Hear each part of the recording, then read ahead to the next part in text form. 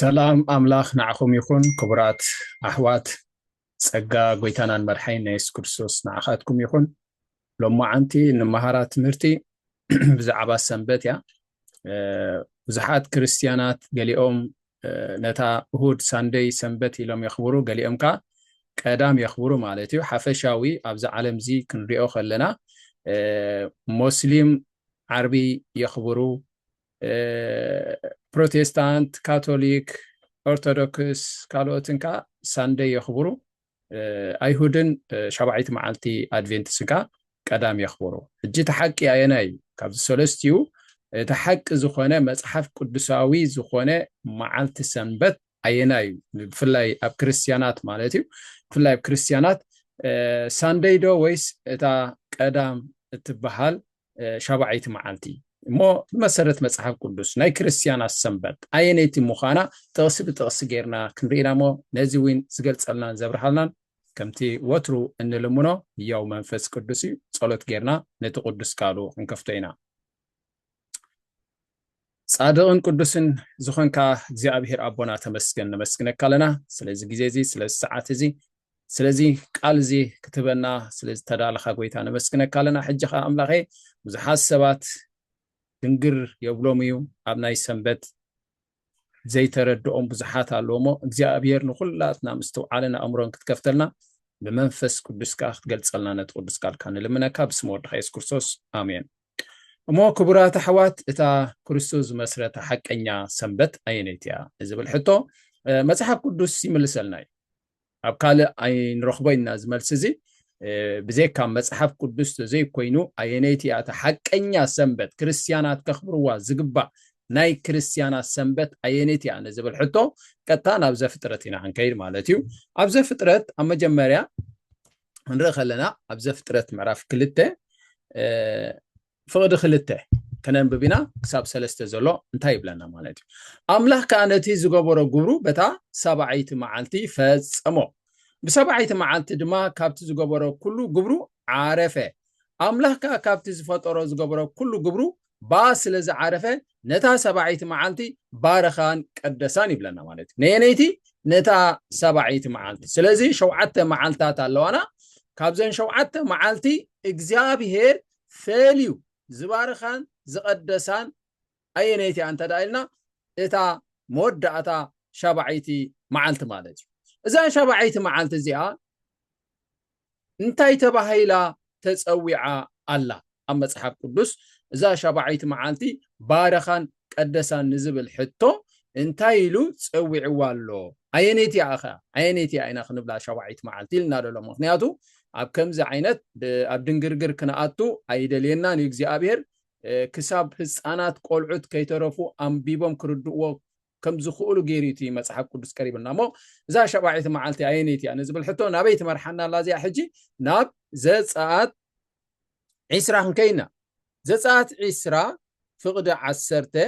እታ ሸብዓይቲ መዓልቲ እንታይ ምዃና ኣብኡ ገሊፅልና ኣሎ እስኪ ንርአያ እታ ሰብዓይቲ ግና ናይ እግዚአብሔር ኣምላኽካ ሰንበት እያ ኢልዋ ኣሎ ስለዚ ኣብታ ናይ ዘፍጥረት ምዕራፍ 2 ፍቕዲ 2 ክሳብ 3 ዘንበብናያ ሰንበት ዝብል ቃል የለን ኣብኡ ግን እንታይ እታ ሸብዓይቲ መዓልቲ ከም ዝባረኻን ከም ዝቀደሳን በኣ ከም ዝዓረፈን ሰለስተ ነገራት ኢና ንርኢ ሓደ ይዕሪፉ እግዚአብሔር ኣተንፊሱ ካብቲ ስሩሑ ደው ኢሉ ማለት እዩ እዚ ይዕሪፉ ዝብል ቃል ኣብቲ ናይ ዕብራይስቲ ካብ ምፍጣርሲ ደው ኢሉ ማለት እዩ ኣቋሪፁ ማለት እዩ ሕጂ ይዕሪፉ ተኻላይካ ባረኻ ዝብል ኣሎ ሳልሳይካ ቀደሳ ዝብል ኣሎ ማለት እዩ ሕጂ እዚ ንቅዱስ ዕላማ ማለት እዩ ንቅዱስ ዕላማ ከም ዝፈለያ ካብዚ ክንዳእ ንኽእልና ሕጂ ኣየነይቲ ምዃና ንምፍላጥካ ነታ ሸብዓይቲ መዓልቲ እንታይ ኢሉ እግዚአብሔር ፀዊዕዋ ስማ እንታይ ኢሉ ፀዊዕዋ ንዝብል ሕቶ እታ ሰብዓይቲ መዓልቲ ግና ይብለና ኣብ ዘፀኣት 20 ፍቕዲ 10 እታ ሰብዓይቲ መዓልቲ ግና ናይ እግዚአብሔር ኣምላኽካ ሰንበት እያ በኣንስኻን ወድኻን ጓልካን ግዝኡኻን ግዛኣትካን ማልካን ኣብ ውሽጢ ደጌታትካ ዝነብር ስደተኛ ገለ ኩዕዮ ኣይትዕየ ስለዚ ከምቲ እግዚአብሔር ኣምላኽ ካብ ስሩሑ ደው ዝበለ መርኣያ ዝኾነና ኣብ ዘፍጥረት ሕጂኻ እንታይ ይብለና ኣሎ ነታ ሸብዓይቲ መዓልቲ ናይ እግዚአብሔር ሰንበት ኢሉ ንስኻን ደቅኻን ስደተኛን ስራሕ ኣይትስራሕ ኣብ ውሽጢ ደጌታትካ ዝነብር ስደተኛ قال كعيو اي تعيلنا مالتي حجي قال سنبت حنتي كابتن 10 تأزازات الفلطاز قبانا سنبت حنتي كابتن 10 تأزازات مخانا كنرينا مو زصات عسرا انتدا انبيبنا كاب فقر سلستك 7 10 شوعته بزرزر اتن 10 تأزازات او تتقيسن الله نساتن كنتاي اندبلا اندحرينا بحصيرو كله خننبو غزي يبلنا جن كننبو نخيلنا بغزاتن او غزاوتنا تقدمي تتأزاز كالوتا مالختي اب قدمي ايحلو خياتبل اتخلاي تخاسلن مسلن زبلنا عخا اي تكبر اي تسجدلهم اب سماي كابزولو ام مدر كابزولو تحتي بحر كابزولو مسلن سلن زبلنا عخا اي تكبر زي خلاي تزازي سالسي تتأزاز سم እግዚአብሔር አምላካ በኮንቱ አይተልዕል ربعي تأزاز سنبت أملاك تقدسا ذكر شدش معالت عيه كل تكبارك قبر تاس أبعيت معالت قنا نايك أبير أملاك سنبت يا بان السخا ودها قالك جزوخا قالك عيو تايكبر أي تعيه زيارة ربعي تأزاز مالك حم شيتي أبو خنادي حنخبر شاد شيتي أي تقتل شاوعيتي أي تمنزر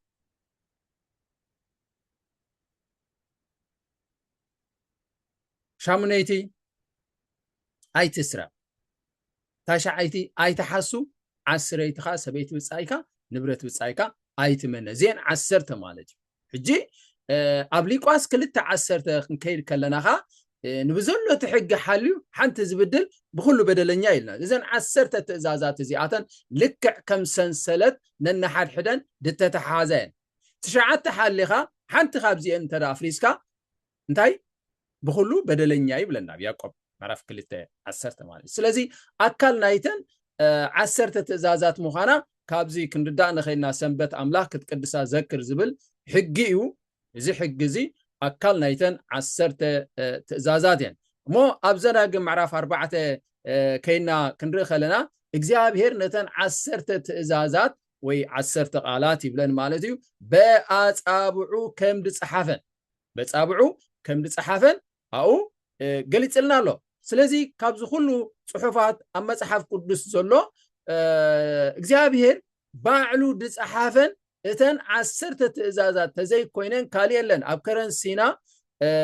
እግዚአብሔር ንሙሴ ጸዊዕዎ ጽላት እምኒ ኣዳሊልዎ ጽላት እምኒ ሒዙ ኸይዱ ኣብቲ ጽላት እምኒ ከም ድጽሐፎን እዝኻ ኣብቲ ውሽጢ ታቦት ተቐሚጡ ከም ዝነበረ ኣብ ብርቱዕ ብርሃን ከም ዝነበሮ ካብ መጽሐፍ ቅዱስ نردائنا مالتي مو اسكي ازي اب حدش كيدان زي حجزي اتي እግዚአብሔር አምላክ ابصلات امني دي صحافو اب حدش كيدان ك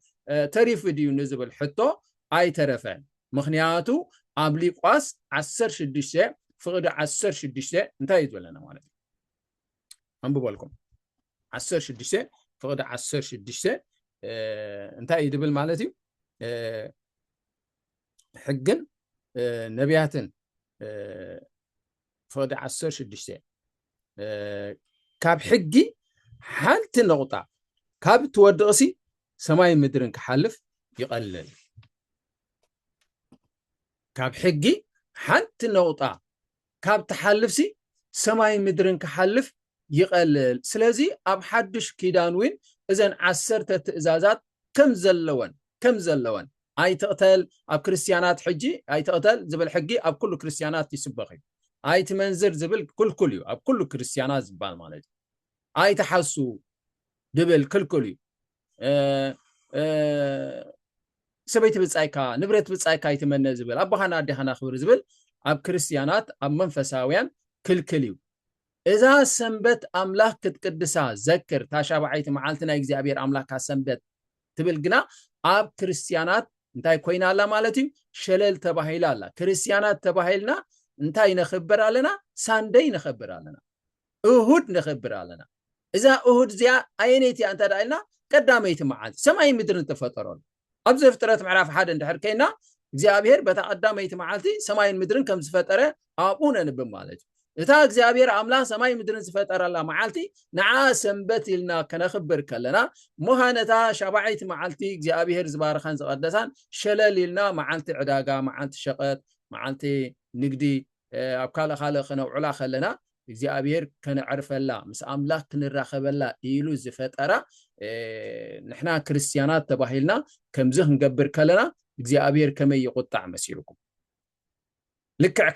ከም ድሰረካ ከም ድሓሰኻ ከም ድዘመኻ ማለት እዩ ምክንያቱ ንብዘሎ ትሕጊ ሓልዩ ሓንቲ ዝብድል ብኩሉ በደለኛ ይብለና እስኪ ክንከይድና ሰንበት እግዚአብሔር አይነት ያ ሕጂ ናብቲ ቀንዲ ሓሳባት ክንከይድና ሰንበት እግዚአብሔር አይነት ያ ገለ ሰባት ሕጂ ሳንደ ይብሉ እሁድ ተቀዳሚት መዓልቲ ያ ሕጂ ኣብ ሃገርና ሰንበት ተባሂላ ትጽዋዕ አይነት ያ እንተዳልና እሁድ በመሓርኛ ሕጂ እሁድ ኢሎም ኣለው ትክክል ሽማይ ምክንያቱ መጽሓፍ ቅዱሳዊ እሁድ ማለት በቋንቋ ግዕዝ ቀዳሚት መዓልቲ ማለት ኣብ ሃገርና ግን በቋንቋ ትግርኛ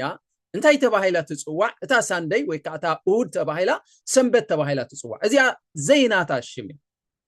ኣብ ግዜ ንጉስ ሲሲኖስ ኣብ ጎንደር ኣብ ዝነገሰሉ ግዜ ኣብ 16 ክፍለ ዘመን ያ እዚኣ ሕጂ ናብ ሃገርና ተኣታትያ እምበር ቅድሚዩሲ እዛ እሁድ ሰንበት ተባሂላ ተጸዊዓ ዘላ ሰንበት ተባሂላ ይትጽዋዕን ያ ነይራ ማለት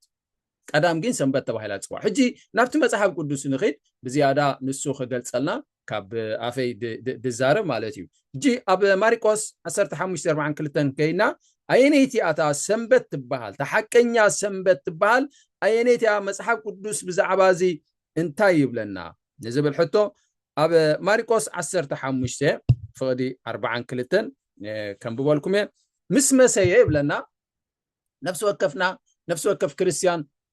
ነፍስ ወከፍ ክርስቲያን ጎይታናን መድሓይና ኢየሱስ ክርስቶስ መዓስ ከም ድተሰቀለ መዓስ ከም ዝተቀበረ ዘይፈልጥ ክርስቲያን የለን ኩላትና እዚ ንፈልጦ ኢና ማለት እዩ እዚኣ ንፈልጣ ኢና ኣየነይቲ ሰንበት ምዃና ግን ብዙሓት ክርስቲያናት ድንግርግር ይብሎም ኮንፊዝ ይኾን እዮም ግን መጽሓፍ ቅዱስ ብንጹር ሰፊርልና ኣሎ እስኪ ማርቆስ ምዕራፍ 15 ካብ 42 ክሳብ 47 ዘሎ ጠቕስኸነ ንብበይና ምስ መሰየ መዓልቲ ምድላው ማለት ድሮ ሰንበት ስለ ዝነበረት ይብለና ኣራይ ድሮ ሰንበት ትብል ቃል ንሓዛ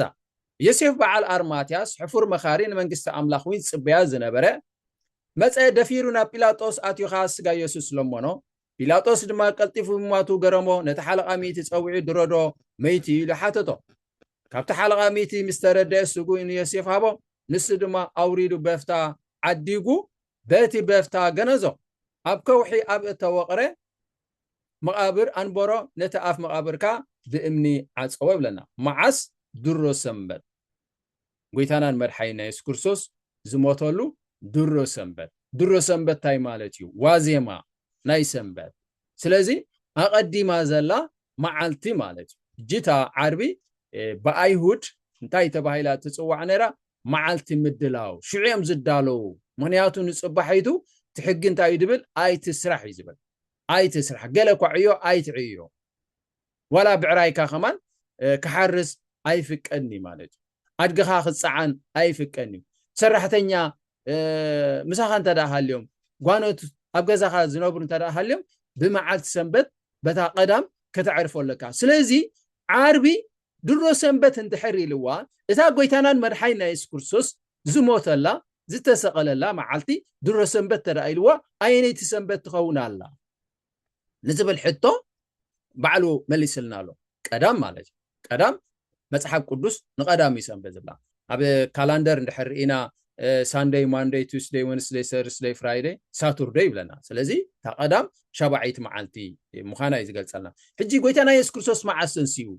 መዓስ ተንስዩ ብዙሓት ሰባት ሕጂ ሰንበት ተንስዩ ኢሎም እዮም ዛረቡ መጽሓፍ ቅዱስ ግን ሰንበት ከም ድተንስአ ኣይገልጽን እዩ ኣይዛረብን እዩ እንድሕር ኣው ርኢናዮ ሰንበት ከም ድተንስአ ኣይገልጽን እዩ እንታይ ደኣ ሰንበት ምስ ሓለፈት እዩ ዝብለና ሰንበት ምስ ሓለፈት ጎይታናን መድሓይና ኢየሱስ ክርስቶስ ተንስዩ ኣማሪቆስ 43 ኣማሪቆስ 16 ሬታ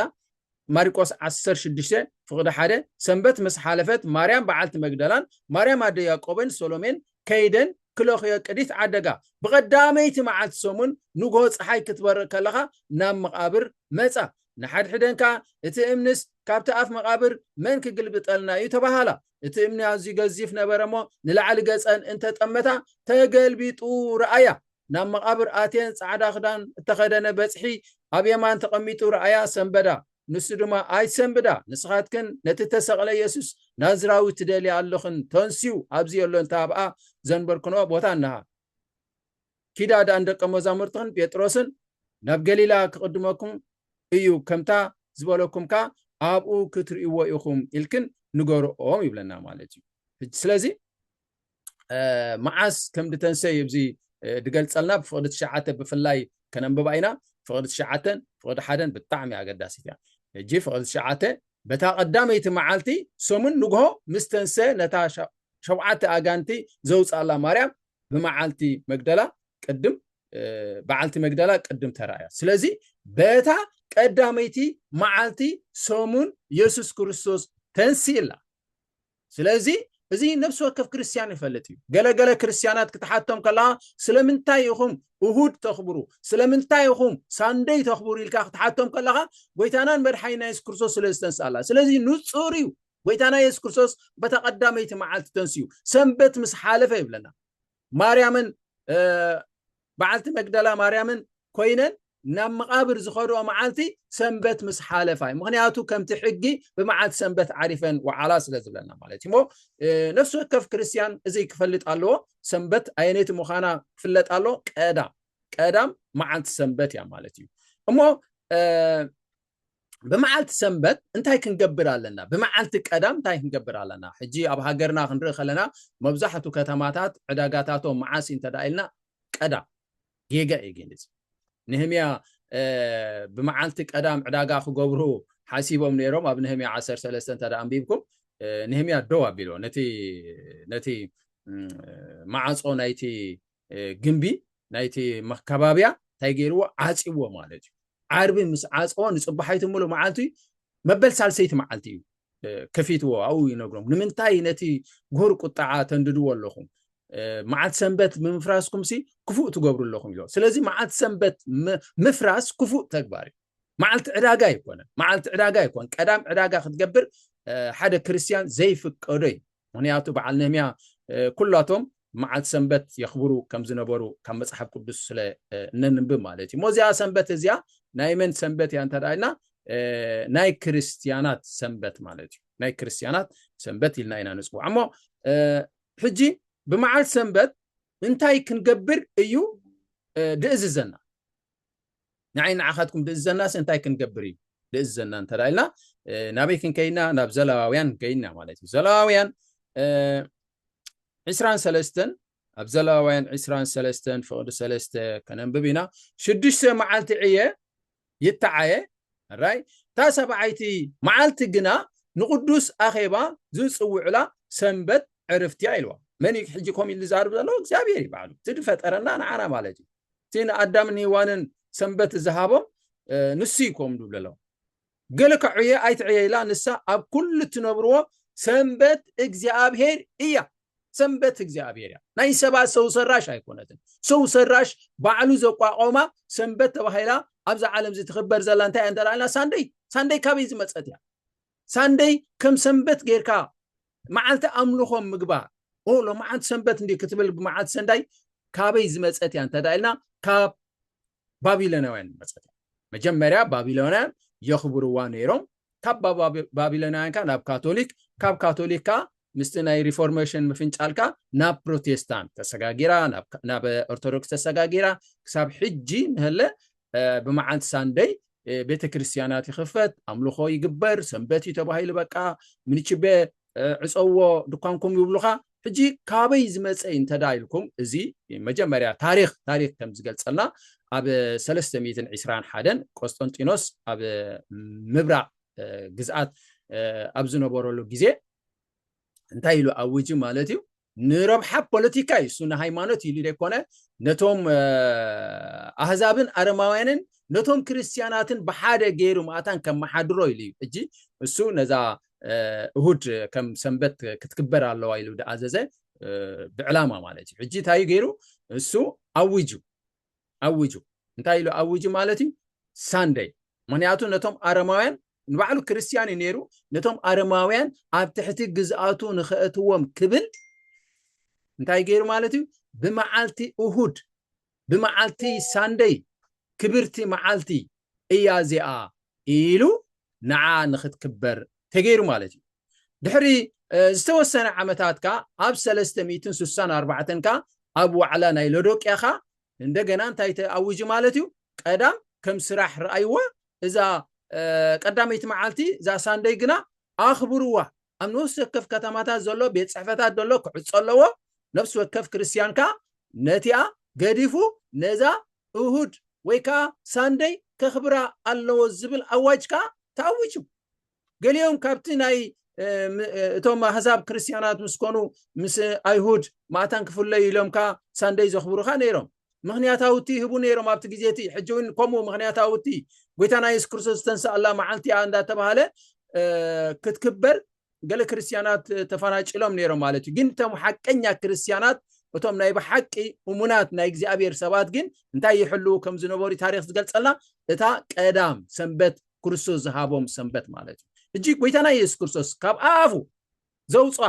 معالت سنبت يلو السميع نينيت انت دايلنا نتا شبعيت معالتي ويكا قدام مالتي اسكي اب ماريكوس كلته اسران شو عتنسي انت يدبلنا ذا سنبت زيا نايمن سنبت يا انت دايلنا ناي ايهود ايكونتن جلس سبات مچم بزح مخنياتاوتي ام زغلصو زيا سنبت زيا ناي ايهود يازو سبات زيا سنبت نعنايت ملكتنا ناي ايهود يا مو سنبت قدمي ايهود ممسراتو قدمي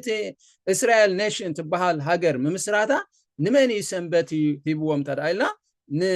ادمن هيوان እግዚአብሔር ነታሻ ባይት ማዓልቲ ባረኻን ቀደሳን ይብላ ባስ ለዛዕረፈ ይብላና ስለዚህ እንደገና አብ ማርቆስ 2:27 ካ خننبብ አለና እዚ ሰንበት ናይ አይሁድ ድብል የለን ሰንበት ናይ እስራኤል ጥራሕያ ሰንበት ናይ አይሁድ ያ ዝብል አተሐሳስባ ካብኦምሮኹም ከነጥፎ አለና ሰንበት ናይ ኩሉ ህዝቢ ዓለም ያ ሰንበት ወላን ሙስሊም ወላን ቡድሂዝም ትምልከቶም ያ ኣብዛ ዓለም ዚኣ ዘሎ ዝተፈጠረ ሰብ ዘበለ ኩሉ ሰንበት እግዚአብሔር ከኽብር يصوع الله بستفعل أجلجلتنا እግዚአብሔር ነዛ ማዓልት እዚያ ከኽብሩዋ ይእዘዙ አሉ ስለዚህ እስኪን ራእዮ ሰንበት ዳያ ምን ተሰብ ተፈጠረት እንበር ሰብሲ ምን ተሰንበት አይኮነን አይሁድ ድብል ያለን ሰንበት ዳያ ምን ተሰብ ምን አይሁድ አይኮነን ምን እስራኤል ድብል አይኮነን ሰንበት ዳያ ምን ተሰብ ተፈጠረት እንበር ሰብሲ ምን ተሰንበት አይኮነን ስለዚህ علامة الله እግዚአብሔር نعين عهدكم يلوز فترة معالت سنبت አይተድልን ያخን بالكلنا አንጻር እግዚአብሔር ንخيዳለን አንጻር አምላኽና ንخيዳለን ንሱ ፈጢርና እንታይ ከም ዘድልየናኻ ይፈልጥ ሰንበት ተድልየና ወአቤደን ገነት መውስቦ ፈጢሩ ተባዕታይና ይንሳይን ገይሩ ፈጠሮም ባረኹም ካይብለና መውስቦ እግዚአብሔር ፈጢርዎ نعين عهدكم ከም ዘድልየና ስለዝፈለጠ ሰንበትካ አቤደን ገነት ፈጢርዋ ስለምንታይ ተራይልኩም ንህይወት ወድሰብ አገዳሲት ሙኻና ስለዝፈለጠ ንሕና ይንፈልጥን ንሱ ይፈልጥ ሰንበት ከነኽብር ግን እግዚአብሔር አምላኽና ዝፈጠረና እንታይ ገይርሎ አዚዝሎ ሕጂ ኣብ ፍቅዲ 28 ሉቃስ 2:28 እምባርስ ወድሰብ ጎይታ ሰንበት ድማ እዩ በለ ዝወድሰብ ይልወዶ ለመኒ ጎይታ ኢየሱስ ክርስቶስ ሰብ ጎይታ ሰንበት ክኸውን አይክል አነ ጎይታ ሰንበት ክኸውን አይክል بخوانه يكون سب قويتا سنبت كخونا يكن مغنياتو بعلاتنا يكونن فطيرنا بعلاتنا يكونن مهيزنا سنبت እግዚአብሔር ይዝብ ሰንበት ሰብ አይኮነን ድብል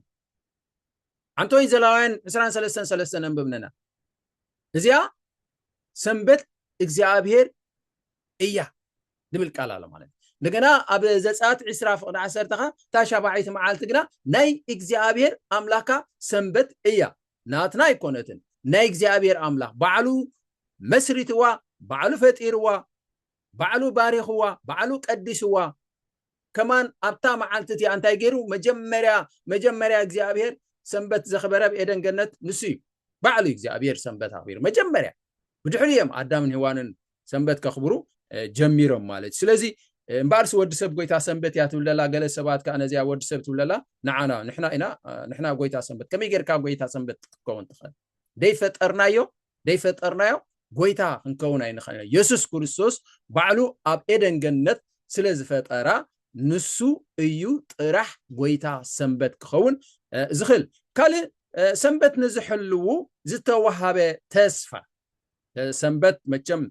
መዓልቲ መዓልቲ ኢልና ሸለል ንብላ ንኸውን ግን ዓቢ ትርጉም ኣለዋ ዓቢ ትርጉም ኣለዋ ዓቢ ትርጉም ኣለዋ እዛ ናይ ሰንበት ንሕና ከነኽብራ ከለና ዓቢ ተስፋን ዓቢ ትርጉምን ኣለዋ እስኪ ክንሪኢና ኣብ ኢሳያስ ትንቢት ኢሳያስ 58 ትንቢት ኢሳያስ 58 ነቶም ሰንበት ኣምላኽ ዝሕልው ዝተወሃበ ተስፋ እዚ ተስፋ እዚ ከየመልጠኩም ሰንበት ናይ እግዚአብሔር ኣምላኽ ክንሕሉ ይግባአና 58 ፈዲ 13 بسنبت يبلنا بتا قدست معانتي كم فقاد رأسخا كي تقبر تتنكا فقاد رأسخا كي تقبر اقرها انت زحاتك نسنبتك دستا نتقدست معانتك زابير دما كبرتي إلكا انت سمخايا انت اخبر كايا من قد رأسخا دما انت زي كركا فقاد رأسخا انت زي قبركا كنت زربا انت زي تزارب كاف እግዚአብሔር ተዛሪቢ እሞ شعب እግዚአብሔር ደስ ክብለካ ያነ ድማ ናብቲ በረኽቲ ምድሪ ከደይበካ ርስቲ አቦኻ ያዕቆብን ከብላዓካ ስለዚህ ያዕቆብ ሰንበት ይሕሉ ነይሩ ማለት እዩ ራዩ ያዕቆብ ሰንበት ይሕሉ ነይሩ ማለት እዩ አብርሃም ሰንበት ይሕሉ ነይሩ ማለት እዩ ካብ አዳም አትሒዙ እዚ ሕጊ እዚ ዝተወሃበ ንነፍስ ወከፍ ሰብ ዝተወሃበ ሕጊ ማለት እዩ ሞ ሕጂ እዛ ሰንበት እዚኣ መዓልተ ይብላ ኣሎ هذا معلتنا إجزابيريا معلتنا إجزابيريا نحن كم دلنا نقبل الله معلتي كونتن تنشدش معلتي تدليها سراح تدليها دقس تدليها توعز تدليها شكت دلايكا ولا حنتي أبو دحاتك يبرن تا شابعيت معلتي جنا تبل كلام تا شابعيت معلتي جنا ناي إجزابير أملاكا سنبتيا حجب زخان تايل والو بسنبت بتقدس معلتي الوالو ناي إجزابير معلتي معلت قويتا وين يلوالو برا يوحنس معرف حدا كم فقد رأسها كي تقبر اقرها انت زحات كان سنبتك دستانا تقدس معلت እግዚአብሔር ድማ كبرتي إلكا انت سمخايا كبرتي إلكا انت سمخايا አፍ እግዚአብሔር ተዛሪቢ ሞብለና وአፍ እግዚአብሔር ተዛሪቢ ሞ ርስቲ አቦኻ ያዕቆብ ከብላዓካ ይብለና እዚ ዓብ ዝኾነ ተስፋይ ካል ተስፋታትከ ብዙሕ ኣሎ ኣብ መጽሓፍ ቅዱስ ኩሉ ክንበጽሖ ንኽእልና ገለ ተስፋታትከ ክንርኢና ሕጂኻ ካል ተስፋኻ ክንርኢና እዚ ተስፋ እዚ ንአይሁድ ወይ ከዓ ንእስራኤል ጥራሕ ዝተዋሃበ ኣይኮነን ኣብ ትንቢት ኢሳያስ 56 ብዛዕባይን ብዛዕባኻትኩምን ካብ ኣሕዛብ ዝመጻና ናብ ክርስቲያናት ብዛዕባናዊ ይዛረብ እዩ ሰንበት ንአይሁድ ጥራሕ ኣይኮነትን ተዋሂባ نخل عليه سب نخل عليه سب مت إسياس 56 من كينا مت إسياس 56 كننبب كلناخا بزعبا مساعتنا يقويتانا يسوع كريستوس يزارب فقد حدا حساب 6 زلو كننببينا كم زي خايبل እግዚአብሔር ከምዚ ይብላ ምድሓነይ ክመጽእ ጽድቀይ ድማ ክግለጽ ቀረባ ኢሞ ፍርዲ ሓሉ ጽድቅውን ግበሩ اتنازي زقبر سب بوز تصنع نسنبت كيركس دما زطنكا رايو استبول عجي اتنازي زقبر سب بوز تصنع سنبت كيركس دما زطنكا اكي كيقبرون ايدو زحل ود سب بوصيو بروخي سنبت زحل سب انتايو بروخي مالد كيفرس زطنكا كيفرس ابقى سنبت سرح كخيد يبلين بيت كريستيان كخيد علني مصحف قدس كنبب علني مسحواتي كملخ علني ايلو دحاسب سب ازي بروخ ويكا بصيل وال دحر فود سلاسه اتمس እግዚአብሔር ሕብረት ዝገበረ መጻተኛ እዛ መጻተኛ ትብል ቃል አይሁድ ዘይኮኑ ማለት እስራኤላውያን ዘይኮኑ ማለት መጻተኛ ብደገ ዝመጹ ማለት ናብቲ ቤተ ክርስቲያን ብደገ ዝመጹ መጀመሪያ ታ ቤተ ክርስቲያን ሐዋርያት ኩላቶም ምንም ነይሮም አይሁድ በአይሁድያ ተመስሪታ ታ ቤተ ክርስቲያን በአይሁድም ተመስሪታ ወንጌል ቅድም ናይሁድ ይብል كون إسرائيل كون نزأمن زبالة كله حيل أملاخ يزبلنا أورام يمعرف حدا سلازي بايهود ياتمسريتا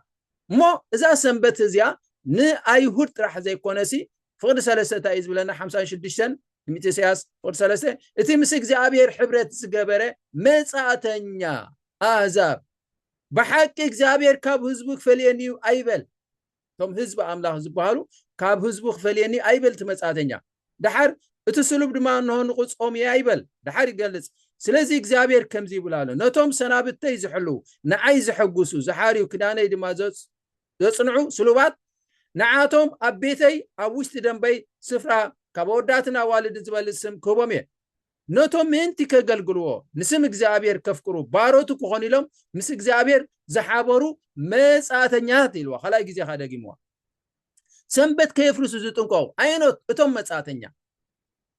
ቶም ኣይሁድ እሳቶም ናይ ኣቦኦም አብርሃም ካብ ክንደይ ጥንቲ ወለደታት ዝነበረ ሰንበት ንዓቶም ሰንበት ኢልካ ክትምስክረሎም እሳቶም እዮም ከማ ንዓና ምሁርና ዝግባ ማለት እዩ ሕጂ ታዩ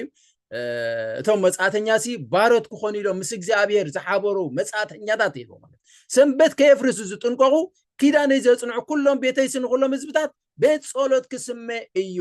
ቤት ጸሎት ክስመ ስለዚ ንዓቶም ካብ ወዳትን ካብ ዋልድን ዝበልጽ ስም ክህቦም የል ነይኖት ነቶም ሰንበት አምላኽ ዝሕሉ ነቶም ሰንበት አምላኽ ዝሕሉ ቤተይሲ ቤት ጸሎት ንኩሎም ህዝብታት ክትከውን ያ አይሁድ የለ ሙስሊም የለ ኩሎም መጻተኛታት ዝመጹ ናብታ ማሕበር ዝመጹ እንታይ ክሕልውሎም ሰንበት ኪዳን ክሕሉ አሎ ቀዳም ክሰርሑ የብሎም ቀዳም ቤተክርስቲያን ክኸዱሎም እዚኣ ተሐቀኛ ናይ ክርስቲያና ሰንበት ተባሂላ ትጽዋዕ እንታይ እታ ቀዳም ማለት መዓልቲ ቀዳም ቤተክርስቲያን ክኸፈት አሎ ግድን ክኸፈት አሎ ምክንያቱ ኣብ ዘሌዋውያን 23 ፍቅሪ 3 ንቅዱስ ኣኼባ ዝእከቡላ ኢልሞ ጎይታና መድሓይና ኢየሱስ ክርስቶስ ኣብ ሉቃስ 4:16 ናብታ ዝዓብየላ ናዝሬት ከደ ከምቲ ልማዱኻ መዓልቲ ሰንበት ናብ ቤት ጸሎት ኣተወ ይዝብለና ማለት መጽሓፍ ከንብብካ ተንሰይ ይብለና ስለዚ ኢየሱስ ክርስቶስ ንባዕሉ ኸማን ኣብ ሓድሽ ኪዳን ብመዓልቲ ሰንበት ናብ ቤት ጸሎት ናይ ኣይሁድ ይድኸይ ነይሩ ምክንያቱ ነቲ ሕጊ ከኽብር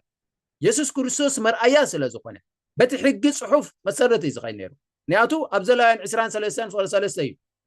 ድሕልዋ ነይሩ ኢየሱስ ክርስቶስ ምክንያቱ መዓልቲ ሰንበት ቅዱስ ኣኼባ ይግበሩ ስለ ዝብል ንሱኻ ናብቶም ኣይሁድ ቤት ጸሎት ከይዱ አገልግሎት የካይድ ነይሩ ማለት እጂ ኩሎም ቶም ዝሓመሙ ዝተሸገሩ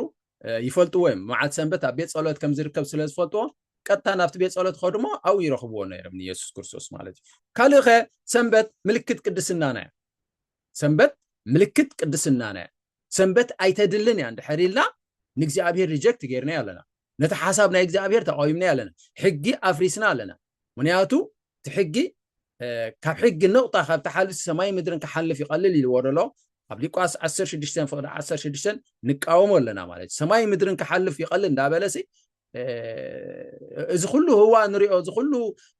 ከዋኽብቲ እዚ ኩሉ ፀሓይ ወርሒ እዚ ኩሉ ሰማይ ንሪኦ እሱ ጠቕልል ኢሉ ክጠፍእ ይቐልል ኢልዎ ኣሎ ሕጊ ካብ ዝፈርስ ሞ ሰንበትካ ሕጊያ ከም ሕጊ መሰረትካ ከነኽብር ኣለና ንሕና ናታ ጎይታ ክንከውን ኣይንኽእልናን እሳ ንዓና ኢላ ተፈጠረት ብእግዚአብሔር እያ ከነዕርፈላ ምስ ኣምላኽካ ንራኸበላ ማለት እዩ ናይ መወዳእታ ጠቕሰይ ኣብ ሕዝቅኤል ምዕራፍ 20 ፍቅዲ 12 እዚኣ ኸ ምልክት እያ እቲ ኣብ ርእሲ እዚ ኸ እቲ ዝቅድሶም ኣነ እግዚአብሔር ምዃነይ ክፈልጡስ ኣስተውዕሉ ሕጂ ኣብ ርእሲ እዚ ኸ እቲ ዝቅድሶም እግዚአብሔር ምዃነይ ክፈልጡስ ኣብ መንጎይን ኣብ መንጎኦምን ትእምርቲ ምልክት ማለት እዩ ምንቲ ክኾና ኢሉ ሰናብተይ ሃብክዎም እጂ ኣነ እግዚአብሔር ዝቅድሶም ምዃነይ ምንቲ ክፈልጡ ኣብ መንጎይን ኣብ መንጎኦምሲ ምልክት ወይ ከዓ ትእምርቲ ምንቲ ክኾና ሰናብተይ ሃብክዎም ስለዚ ምልክት ናይ ቅድስናና ያ ሰንበት ምስ ነኽብር ኣብቲ ቅዱስ ነገር ክትኣቱ ከለካ ቅዱስ ኢኻ ትኸውን ማለት እዩ እግዚአብሔር ባሪኽዋ ኢታ መዓልቲ እያ እግዚአብሔር ቀዲስዋ እዩ እግዚአብሔር ዝባረኻ እግዚአብሔር ዝቀደሳ መን ኣሎ ከፍርሶ ዝኽእል ታዋይ ኣሎ መን ኣሎ ህይወቱ ከጥፋእ ተዘይኮይኑ ነታ እግዚአብሔር ኣምላኽ ዝቀደሳሲ እዚኣ መዓልቲ ስራሕ እዚኣ ኣይተድልን እያ ኢየሱስ ክርስቶስ ተንሳኣላ ትሕሸና ኢልካ ክትዛረብሲ ኣይትኽእልን ኢኻ መጽሐፍ ቅዱስ ኣይፍቅደልካን ካብ ዘፍጥረት ክሳብ ራእየ ዮሐንስ ነታ ሸባዓይቲ መዓልቲ ባረኻን ቀደሳን ይዝብለን ካብ ዘፍጥረት ክሳብ ራእየ ዮሐንስ ወላ ራእየ ዮሐንስ ብመዓልቲ ጎይታ ብመንፈስ ኮንኩ ኢሉ ማለት እዩ መዓልቲ ጎይታ ኢልዎ ደሎ زي معلتنا እግዚአብሔር ማለት معلت እግዚአብሔርካ ሰንበተ ኪዳን ማለት ይሞ ነፍስ ወከፍና ተሐቀኛ ሰንበት ከነخبر አለና ነቶም ሰንበት አምላክ ተخبሩ ተሐቀኛኻ ኮም ይልኩም ቀጽሉ ነቶም ዘይፈለጡኻ ከነፍልጦምካ ናተይናትኩምን ሓላፍነት እዩ እዚ بحقي كمتي እግዚአብሔር ንዓይ ዝገለጸለይ ንዓኻትኩም ካ ክገልጸልኩም ትምኒተይን ሃረርታይኑ ብተደጋጋሚ ብዛዕባ ሰንበት ሰቢ ከለኹ ጅውን ንቐጻለውን ህዝብና ክሳብ ዝርዶ ክሳብ ዘስተውዕሎ እዚ ስብከት እዚ ኣቋርጸን እሞ እግዚአብሔር ይባርክኩም ምስተውዓል ምግላጽ ይሃቦ ንህዝብና ስለዚ ነበረና ጊዜን ሰዓትን ጸሎት ጌርና ክንዓጽና አቦ ዘላለም ኩሉ ዝካለካ ልዑል እግዚአብሔር አቦ ነመስግነካ ንባርከካ ኣለና ኣብዚ ግዜ እዚ ነቲ ቅዱስ ቃልካ ሕግኻ ስለዚ ገለጽካልና ክብር ኩሉ ንዓኻ ይኹን እግዚአብሔር ንህዝብና ምስተውዓል ሃቦ ምናይ አረማውነት ሰንበት ምናይ አረማውነት መዓልቲ ሳብ ሕጂ ህዝበ ክርስቲያን ነታ ሰንበት ዘይኮነት ንስኻ ዘይሓገግካልና ይኽብር ኣሎ እግዚአብሔር ይዕንቱ ክትከፍት ንጽልን ምራለና ስለዚ ነበረና ግዜን ክብር ኩሉ ሰዓት ንዓኻ ይኹን ስለዚ ስም ወድኻ ኢየሱስ ክርስቶስ አሜን